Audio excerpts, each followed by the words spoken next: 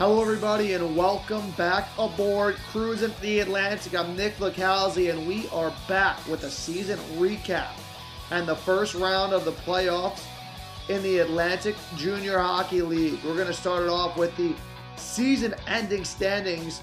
The Northern Cyclones clinched the overall top spot in the AJHL. The Walpole Express came in second. The Connecticut Wolfpack were third. The Wilkes-Barre Scranton Knights fourth. Boston and New York took spots 5 and 6 respectively. As we can see, things were pretty tight, and the final 2 spots went to the New Jersey Rockets and the Philadelphia Junior Flyers. The Junior Flyers edging out the Little Flyers by 7 points. The Little Flyers, Titans, Laconia Leafs, and Washington Junior Nationals, the 4 teams who did not qualify for the playoffs this season. The Atlantic Junior Hockey League MVP, Jonathan Feltow of the Northern Cyclones. He put up 80 points in just 43 games, 24 goals, and 56 assists for the forward. On the blue line, the defenseman of the year, Tommy Dowell of the Wilkes-Barre Scranton Knights. In 43 games, he had 37 points, 6 goals, and 31 assists from the blue line for the Knights. Your AJHL goaltender of the year, J.J. Soloway of the Northern Cyclones. In 33 games, Soloway was 22-7-2. He posted a 2.09 goals against average and stopped 92.6% of the shots he faced. The Rookie of the Year, Jeremy Bracco of the New Jersey Rockets. The forward put up 50 points in just 30 games, 16 goals, and 34 assists. Justin Lyle was the AJHL Coach of the Year. He was the head coach of the Wilkes-Barre Scranton Knights. They finished 4th in the league at 26-14-4. They had 56 points on the 2012-2013 season. The All-AJHL first team up front, Feltow from the Northern Cyclones, Jack Siglarski of the Knights, and Chris Wallace of the New York Bobcats. On the blue line, Gabe Chukrin of Philadelphia, Tommy Dowell of the Knights, and the goaltender, J.J. Soloway. The second team was Eric Salzillo of Walpole, Pat Shuley of New York, and Jason Zaleski of the Knights. On the blue line, it was L.J. Fellows and Grant Gallo, both of the Northern Cyclones. The second team goaltender, Sam Bernard of the Boston Junior Rangers. And now we get down to playoff business. The Connecticut Wolfpack took Game 1 from the New York Bobcats. They were led by Anthony Beaumont, who had a goal and an assist. Kangas had the game winner. Gene Lane stopped 33 of 36 in the victory. Over on the Bobcats side, Garjan had a pair of goals. Bucci had 1. Lynch made 42 saves in the loss. Game 2, first period, Pack trying to sweep the Bobcats away, and on the power play, Beaumont threads the needle to Todd Schaus, and Schaus buries it less than 2 minutes into this one for the early 1-0 lead. The Bobcats would get on the board early in the second period to even things up. The takeaway in the neutral zone, DiOrio has a shot blocked, but Steven Esposito rips home the bouncing puck. His first goal of the playoffs. New York evens things up at 1. Mid-second period now, New York starts a 3-on-2 rush from their own zone. Esposito is going to hit a slashing Baciuccio through the middle. His shot stopped. The rebound comes right to John Schiavo, who finishes off the rush. The Bobcats trying to stay alive. They get their first lead of this one.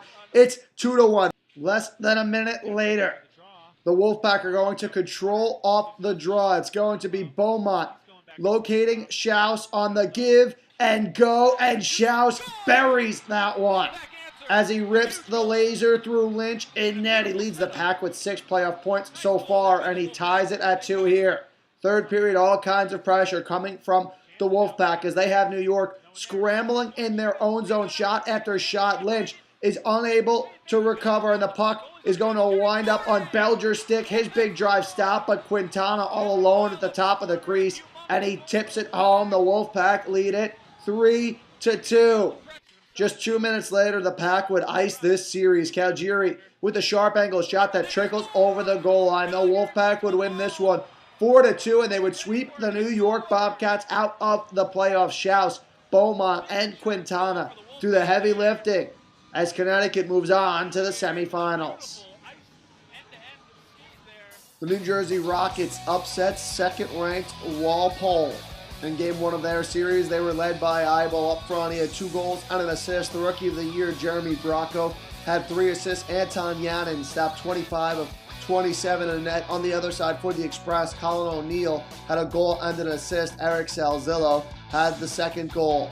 Game 2, first period, just under 8 minutes in, and a Rockets power play. Farguson and Quinlan playing catch. Quinlan will eventually let one rip from the blue line that beats Shapiro in goal. The Rockets take the 1-0 lead. 3.5 minutes later, the Express would get on the board. Perfect passing from O'Neill, and Calaccio finds Bartel wide open on the back door. Bartle trickles the twine on the Express, even things up at 1. Early second, Rockets win the draw in their own zone and turn on the Jets. Bishko gonna try and split the defense here. He gets denied, but the captain, Sam Bloom, following his lead, he pounces on the loose puck and lights the lamp. The Rockets lead it 2-1 as they try and upset the Express. Third period, a Rockets power play, and the upset's looming. The big shot stopped by Shapiro. The rebound free, though, and the Rookie of the Year, Jeremy Bracco, pushes the Rockets lead to 2. He gets it from Kasia and Gottlieb. The New Jersey Rockets with the sweep as they upset the second-ranked Walpole Express in 2 games. The Wilkes-Barre Scranton Knights took down the Boston Junior Rangers in Game 1 of their series. Offensively, Jack Zaglarski had 2 goals and an assist. Jason Zaleski had a goal and 2 assists. De La Verne made 23 saves in net for the Rangers. It was Allen, Boozer, and Dougherty each with a goal. The Knights hunting down the sweep in Game 2. It's the third period. We're tied at 2. Check out that move right there by Long as he gets the defender down before setting up his teammate Tommy Dowell, who hammers it home. Dowell from Long and Paolo. It's 3-2 Knights. Just 5 seconds later, the ensuing face-off. And check out the play by Jason Zaleski. The strip, the steal, and you betcha, Jason Zaleski, just like that. It is 4-2. In favor of the Wilkes-Barre Scranton Knights. The Knights would keep pouring it on their top line, combining for another one. Jack Zaglarski finishing this one off on the back door. Give the assist to Zaleski and Paolo. The Knights start to pull away. It is 5-2. But Boston would not go away without a fight. It's 17 seconds later now. The Junior Rangers trying to get back into this one on the power play. Check out the puck movement. Tic-tac-toe.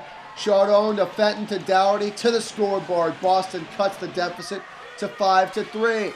Another Ranger power play. Boston trying to storm their way back into this one. Boozer around the net, and he connects with Theodulu on the back door, who slides that one home. With just under 12 minutes to play, we're back to a 1-goal game. 5 goals in just over 5 minutes. The Rangers pressuring in the final minutes here, trying to tie their net empty. But Wilkes-Barre is able to clear the zone. Eric Moberg chases this one down the ice and adds the empty netter. They tack on one more as well. The Wilkes-Barre Scranton Knights win it 7-4 to sweep the Boston Junior Rangers. The Northern Cyclones defeated the Philadelphia Junior Flyers 7-2 in Game 1 of their series. They were led offensively by Bowen and Lindsay, who each had 2 goals and 1 assist. J.J. Salloway, the goalie of the year, made 29 saves. For the Junior Flyers, Carmichael and Mackin each had a goal. Brown and Net stopped 43 of 50. Cyclones trying to complete the quartet of first-round sweeps in the first. The face-off win, and Lee just trickles that shot over the goal line. Swanson gets the assist, and the Cyclones have the 1-0 lead. 2 minutes later, the breakaway is denied by Brown and Net, but the Cyclones not letting up. It's Costa to Zampatello, cross ice to Dalton Carter, and Carter hammers that one home. The Cyclones have the early 2-0 lead, and we head to the second. More Cyclones. Brian Bowen playing keep away from the Junior Flyers all by himself as he swoops behind the net and eventually puts it right in the wheelhouse for Georgian Coster. Coster blows that one by Brown, and the Cyclones' lead is pushed to 3. Midway through the second now, Kevin Valenti with a strip at his own blue line, and then Valenti going to go coast to coast around the defender right there, and a beautiful shot as he slips that one through. Valenti with a brilliant goal, and the Cyclones' lead is now 4.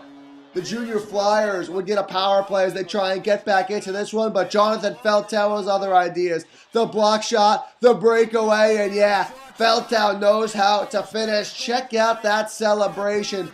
A lot of excitement from Jonathan Feltow as the Northern Cyclones lead is 5. We head to the third period. Fran Mackin trying to turn the tables. He blocks a shot and is off to the races. Mackin, you betcha, as he blows that one past Soloway glove side. He gets Philly on the board, and it's 5-1 now. Getting late in the third period, the Junior Flyers going to win the draw. Matsumoto plays it down low to Brouillard.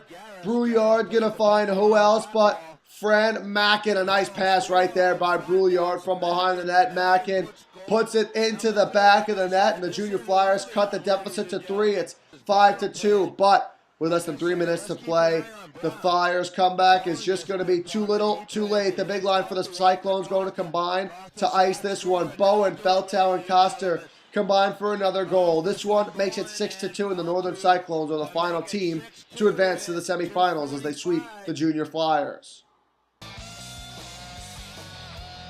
Those 4 first-round playoff sweeps would set up these semifinal matches: the Wilkes-Barre Scranton Knights and the Connecticut Wolfpack. On the other side, the New Jersey Rockets and the Northern Cyclones. In 1 week, we will be back to have highlights from those semifinal matchups and the championship series as well. It's going to do it for this episode of Cruisin' the Atlantic. I'm Nick Licalzi. Special thanks to our editor and producer, Ryan Hess, Fast Hockey, and the AJHL. We'll see you next week.